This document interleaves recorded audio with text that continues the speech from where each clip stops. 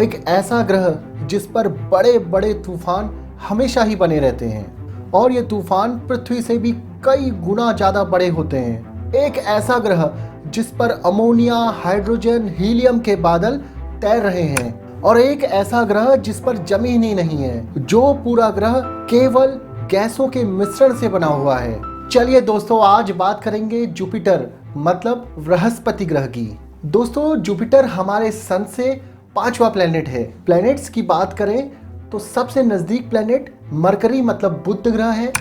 उसके बाद शुक्र मतलब वेनस ग्रह आता है। उसके बाद तीसरे नंबर पे हमारी पृथ्वी, हमारी अर्थ आती है। कुछ आगे चलने पर हमको मंगल ग्रह मिलता है और उससे आगे जाने पे हमको जुपिटर मतलब बृहस्पति ग्रह दिखाई देगा। दोस्तों, बृहस्पति ग्रह अपने अनेकों चंद्रमाओं से घिरा हुआ है और ये चंद्रमा 10-20 नहीं, पूरे 80 हैं मतलब 80 हैं। दोस्तों, बृहस्पति ग्रह पर भी शनि ग्रह की तरह ही छल्ले पाए जाते हैं, मगर बृहस्पति ग्रह के छल्ले धूल से बने हुए हैं तो शनि ग्रह के मुकाबले थोड़ा पतले हैं। दोस्तों, लाइफ की बात की जाए तो बृहस्पति ग्रह पर जहां तक हम जानते हैं जीवन संभव नहीं है। दोस्तों, इस ग्रह का टेम्परेचर, प्रेशर और जो धातु यहाँ पे पाई जाती हैं वो किसी भी जीवन के लिए सही नहीं है। दोस्तों, बृहस्पति ग्रह पर तो जीवन की कोई आशा नहीं है, मगर इसके 80 चंद्रमाओं में से कुछ चंद्रमा पर जीवन हो सकता है। चलिए दोस्तों, अब बात करते हैं बृहस्पति ग्रह के आकार और सूर्य से इसकी दूरी की।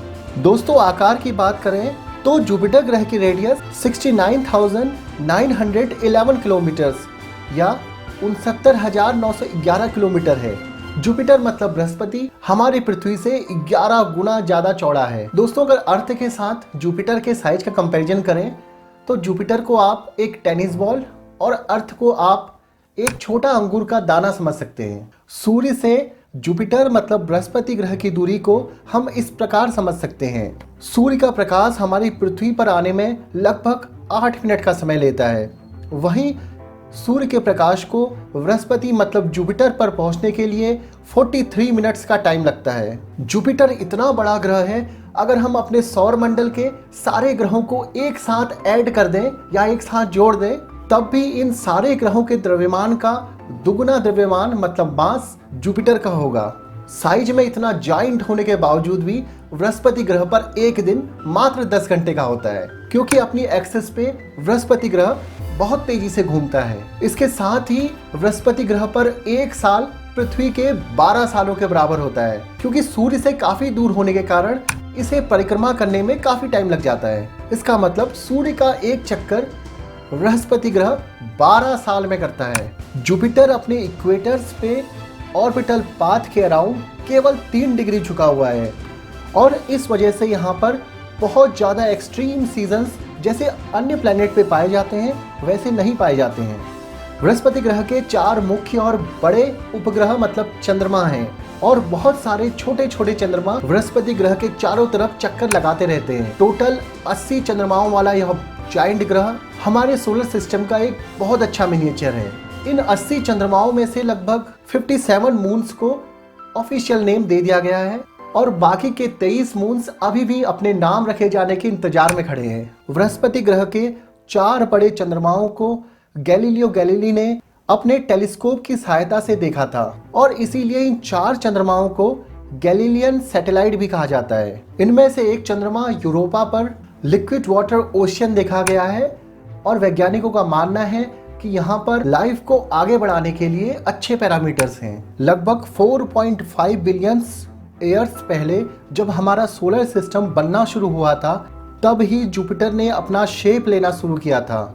हमारे सोलर सिस्टम में जब ग्रह बन चुके थे, उसके बाद जितना भी मास बचा हुआ था, मतलब जितना भी डस्ट और बहुत सारे पार्टिकल्स ब्रह्मांड में बचे हुए थे, उन सारे पार्टिकल्स को कंबाइन करके जुपिटर का जन्म हुआ था। इसीलिए जुपिटर का मास हमारे पूरे सोलर सिस्टम के सारे ग्रहों के मास से भी दोगुना है। जुपिटर के पास भी तारों की तरह ही सेम मटेरियल है, तो फिर ये तारों की तरह चमकता क्यों नहीं है? क्योंकि वैसे तो यह बहुत बड़ा ग्रह है, परंतु उतना बड़ा नहीं है जितना एक तारे को होना चाहिए। बृहस्पति ग्रह की जो कंपोजिशन है वो लगभग हमारे सूर्य से बिल्कुल मिलती जुलती है, क्योंकि सूरज की तरह बृहस्पति ग्रह में भी बहुत सारी हीलियम और हाइड्रोजन गैसेज हैं। अगर हम बृहस्पति ग्रह के अंदर जा सकें तो अंदर जाने पे हमको अनुभव होगा कि यहाँ पर बहुत ज़्यादा टेम्परेचर है और बहुत सारा प्रेशर है, और इस वजह से हाइड्रोजन गैस एटमॉस्फेयर के अंदर कंप्रेस होती है, जो कि लिक्विड हाइड्रोजन में चेंज हो जाती है। और इस तरह जुपिटर ग्रह को मिलता है हमारे पूरे सोलर सिस्टम का सबसे बड़ा ओशन, मतलब महासागर, जो कि वाटर से नहीं हाइड्रोजन से बना हुआ है। वैज्ञानिकों का मानना है कि यह महासागर ग्रह के लगभग सेंटर तक मौजूद है, और यहाँ पर इतना ज़्यादा प्रेशर होता है कि इलेक्ट्रॉन हाइड्रोजन एटम को छोड़कर बाहर निकल जाते हैं, जिसकी वजह से ये पूरा सागर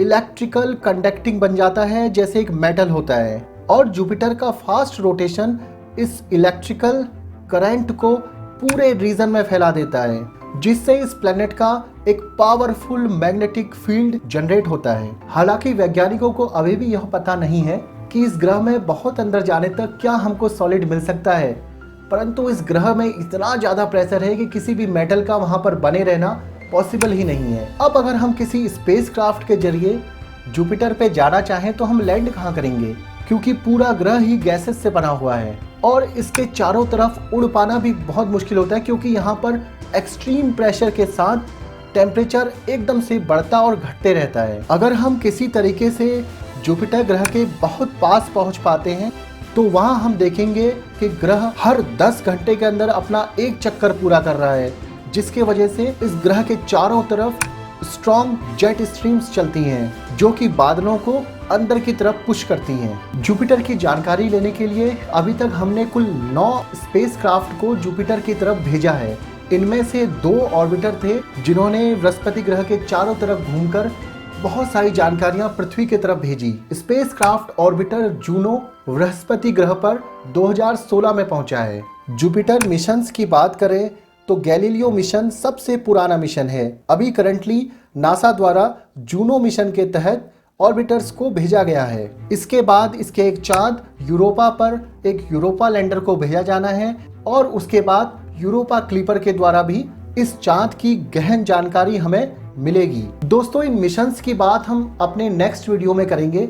आज की वीडियो में बस इतना ही। ऐसे ही वीडियोस देखने के लिए इस चैनल को लाइक, शेयर और सब्सक्राइब जरूर करिए। मिलता हूं आपसे नेक्स्ट वीडियो में, तब तक अपना ख्याल रखिए। धन्यवाद।